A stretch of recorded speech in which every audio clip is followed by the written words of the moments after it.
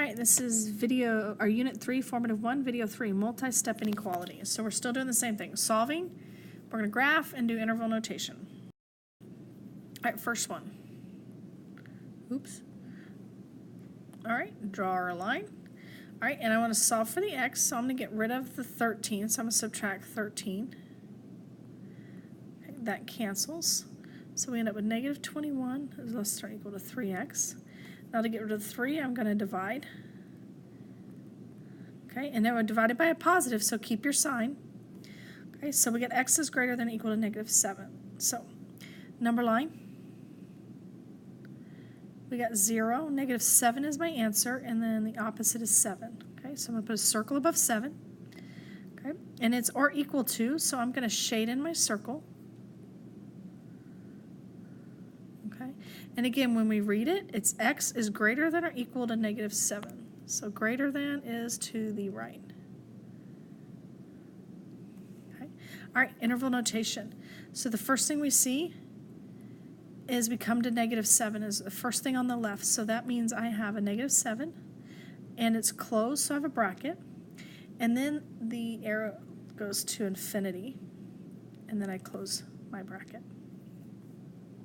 All right, next one. Draw my line. All right, here I have like terms. I have 2x minus 3x, which gives me negative 1x, plus 4 is less than 7. So I'm going to subtract 4 from both sides. So I have negative 1x is less than, that's 3. Okay, now I have to divide by negative 1. X is, now I divided by a negative, so flip my inequality, and 3 divided by negative 1 is negative 3. All right, number line. 0, so we got negative 3, and then the opposite is 3. So I'll put a circle above negative 3, and we read it, x is greater than negative 3. Greater than goes to the right. Interval notation, the first thing I hit is negative 3, and it's open. So negative 3, it's open, and then it's going to infinity, and infinity always has parentheses. All right, next one, solve graph and do interval notation. All right, so on this one, before I solve, I have to distribute. So I'm going to go ahead and bring this down.